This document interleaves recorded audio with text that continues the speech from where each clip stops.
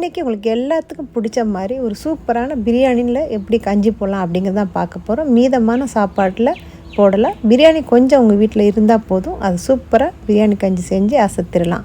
இப்போ வாங்க எப்படி செய்யலான்னு பார்க்கலாம். வெல்கம் டு இந்தியன் சமையல். இன்றைக்கி நம்ம சேனல் ஒரு சூப்பரான ரெசிபி பார்க்க போகிறோம்.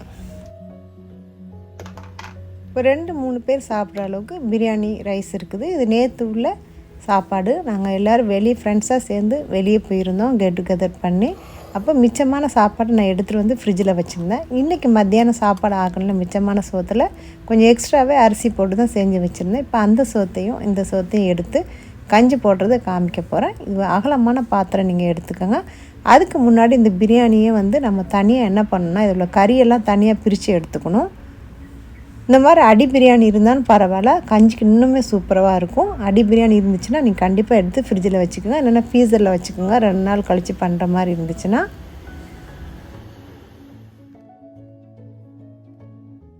பிரியாணி வேக வைக்கிறதுக்கு நம்ம பச்சை மிளகாய், தக்காளி பழம் எதுவுமே சேர்க்க போகிறதில்ல. 2 ஐட்டம் மட்டும் சேர்க்க போகிறோம். சேர்த்துட்டு கடைசியாக நம்ம வெங்காயம் போட்டு தாளித்து ஊற்ற போகிறோம். இஞ்சி பூண்டு மட்டும் லேசாக போட்டு. உங்கள் வீட்டில் மட்டனோ இல்லைன்னா சிக்கனோ எது மிச்சமான பிரியாணி இருக்குதோ அதில் நீங்கள் செஞ்சுக்கலாம். இன்றைக்கி நான் மட்டனில் நான் செஞ்சு காமிக்க போகிறேன். இப்போ பார்த்திங்கன்னா இதில் கறியை மட்டும் நம்ம தனியாக பிரித்து எடுத்து வச்சுக்கலாம். எடுத்துகிட்டு அந்த கறியை மட்டும் உருத்தி நம்ம வச்சுக்கணும். சோறு தனியாக எடுத்துக்கலாம்.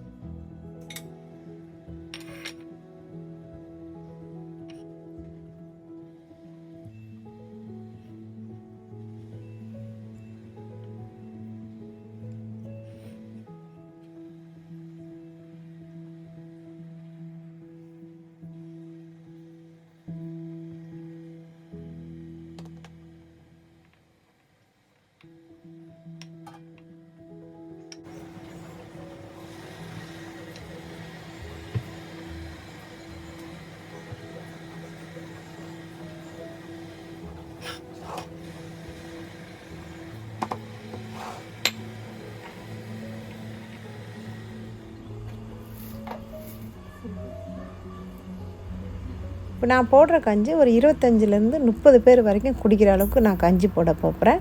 அதனால நான் ஒரு 150 கிராம் சிறுபருப்பு எடுத்திருக்கேன். இது நான் வறுத்து வச்சுருந்த பருப்பு தான். நீங்கள் வறுத்தும் போடலாம், வறுக்காமல் போடலாம், உங்கள் இஷ்டம் தான். வறுத்து போட்டால் கொஞ்சம் டேஸ்ட்டாக இருக்கும். இந்த பருப்பை நான் சேர்த்துட்டேன். இது கொஞ்சம் அலசி எடுத்துகிட்டு வந்துடுறேன். இன்றைக்கி நான் மலைப்பூண்டு எடுத்திருக்கேன். ஒரு 10லேருந்து ஒரு 15 பூண்டு. உங்களுக்கு கொஞ்சமாக நீங்கள் செய்யும் போது நீங்கள் அதுக்கேற்ற மாதிரி 5 பூண்டோ 10 பூண்டோ போட்டுக்கோங்க. பூண்டு எவ்வளோ சேர்த்தாலும் நல்லா தான் இருக்கும். அப்புறம் வெந்தயம் ஒரு 2 டேபிள் ஸ்பூன் அளவுக்கு எடுத்திருக்கேன். அதை வெந்தயத்தை நான் கழுவி எடுத்துகிட்டு வந்துடுறேன்.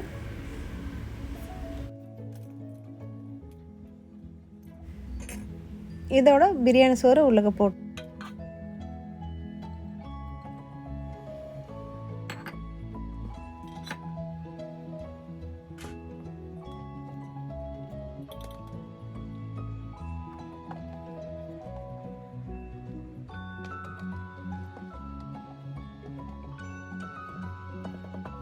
இப்போ இதை வேக வைக்கணும். அதனால் ஒரு 2 பக்கெட்டு தண்ணி இதில் சேர்த்துக்கிறேன். தண்ணி உங்களுக்கு அளவுக்கு ஏற்ற மாதிரி நீங்கள் பாத்திரத்துக்கு ஏற்ற மாதிரி ஊற்றிக்கோங்க.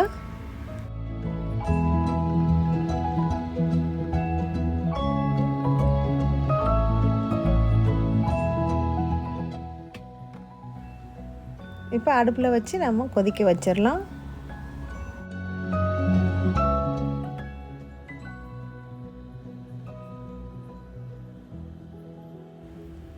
இப்போ மட்டனோடைய போனெல்லாம் நவுட்டிட்டு இந்த மாதிரி கறியெல்லாம் உருத்தி வச்சுருக்கேன்.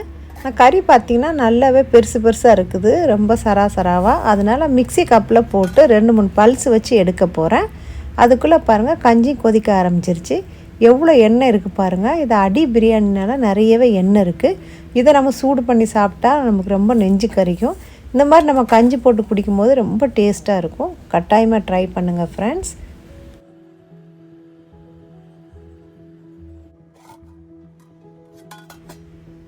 இப்போ பிரியாணி கஞ்சி ரெடி ஆயிடுச்சு. இப்போ பார்த்தீங்கன்னா இப்போ பருப்பு பார்த்து நல்லா மலர்ந்து வெந்துருச்சு. அதனால் இப்போ இறக்கிக்கலாம். நான் ஏற்கனவே வெந்த சோறுனால ரொம்ப வேக வைக்கணும் இருக்காது. நம்ம பருப்பு வேகிறதுக்கு மட்டும்தான் டைம் எடுக்கும். அது வெந்துருச்சுன்னா நம்ம இப்போ இறக்கி வச்சுட்டேன். இப்போ நல்லா மிக்ஸ் பண்ணிவிட்டு நான் பிளெண்டர் வச்சு அடிக்க போகிறேன். 2-3 பல்ஸ் நம்ம அடிச்சிட்டோம்னா அந்த சோறெல்லாம் நல்லா மசிஞ்சு வந்துடும், ஒன்று போல் சேர்ந்துடும். அதுக்கப்புறமா இதுக்கு நான் ஒரு தேங்காய் வந்து பால் புழிஞ்சு எடுத்து வச்சுருக்கேன், பெரிய தேங்காவாக.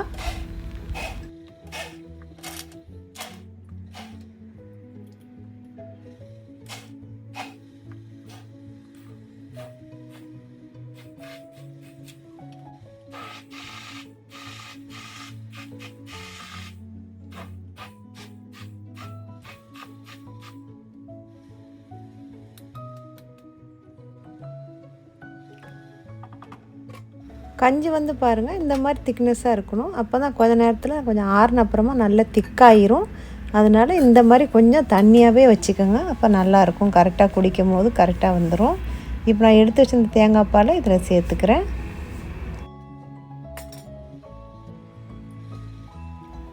நீங்கள் தேங்காய் பால் எடுக்கிறதுக்கு முடியலனா கூட நீங்கள் UHT தேங்காய் பால் இருந்தால், ரெடிமேட் தேங்காய் பால் இருந்தால் கூட நீங்கள் சேர்த்துக்கலாம். அதுவும் இன்னும் ரொம்ப நல்லாயிருக்கும். ஏற்கனவே பிரியாணியில் உப்பு இருந்துச்சு, அதே நேரத்தில் ஆக்கின சோறுலையும் உப்பு இருந்துச்சு. உப்பு பார்த்துக்கிட்டு சேர்த்துக்கிறேன். இதில் உப்பு வந்து கொஞ்சம் கம்மியாக இருக்கனால 2 ஸ்பூன் உப்பு சேர்த்து நல்லா கலந்து விட்டுக்கலாம்.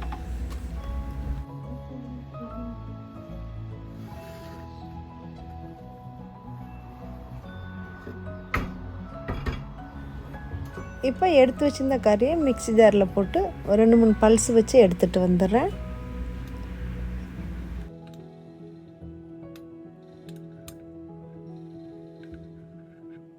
இந்த பிரியாணி பார்த்திங்கன்னா கடையில் நம்ம ஆர்டர் பண்ணி வாங்கின பிரியாணி. ஆனால் எக்கச்சக்கமான கறி இருந்துச்சு உள்ளக்க, பெரிய பெரிய பீஸாக.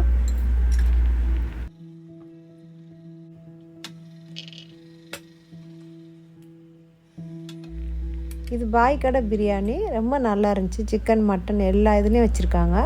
எங்கே இருந்தாலும் கொண்டு வந்து டெலிவரி பண்ணிடுறாங்க. நான் பீச்சிலேருந்து ஆர்டர் பண்ணோம், அங்கேயே வந்து டெலிவரி பண்ணிட்டாங்க.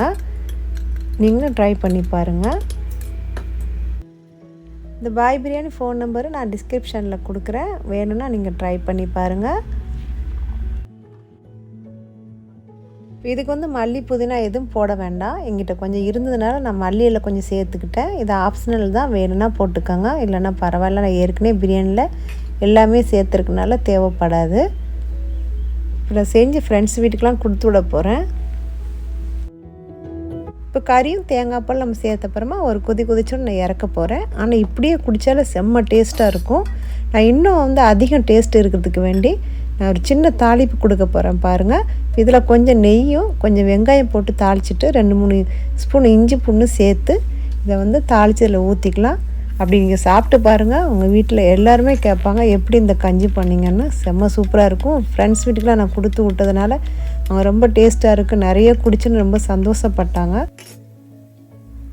நம்ம வீட்டில் பார்த்திங்கன்னா அடிக்கடி நான் பிரியாணி கஞ்சி போடுவேன். பிரியாணி போடும்போதெல்லாம் பிரியாணி மிஞ்சிட்டாலும் நான் கொஞ்சம் சோறாச்சும் எடுத்து வச்சுட்டு கூட மறுநாள் வந்து மீதி வெள்ளை சோறு இருந்துச்சுன்னா அதையும் போட்டு இந்த மாதிரி பிரியாணி கஞ்சி போடுறது வழக்கத்தில் உண்டு. ரொம்ப நல்லாயிருக்கும், நம்ம அடிக்கடி செஞ்சு சாப்பிடுவோம். நீங்களும் ட்ரை பண்ணி பாருங்கள், நீங்களும் செய்ய ஆரம்பிச்சிருவீங்க. வெங்காயத்தை நல்லா கோல்டன் ப்ரௌன் கலர் வரைக்கும் ஃப்ரை பண்ணிவிட்டு அது இஞ்சி பூண்டு நல்லா பச்சை வாசம் போய் சூப்பராக வந்துட்டு பாருங்கள். இப்போ ரெடி ஆகிட்டு நம்ம கஞ்சியில் சேர்த்துட்டு இப்போ இந்த பேனை லேசாக கொஞ்சம் தண்ணி ஊற்றி அலசி இதில் சேர்த்துக்கிறேன். அவ்வளோதான், நம்ம கஞ்சி ரெடி பண்ணிட்டோம்.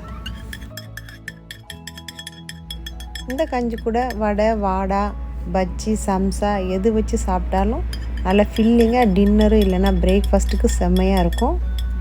நீங்களும் ட்ரை பண்ணுங்கள். இந்த வீடியோ உங்களுக்கு பிடிச்சிருந்தா ப்ளீஸ் லைக், ஷேர், சப்ஸ்கிரைப். மீண்டும் ஒரு நல்ல வீடியோ சந்திப்போம். தேங்க்ஸ் ஃபார் வாட்சிங் ஃப்ரெண்ட்ஸ்.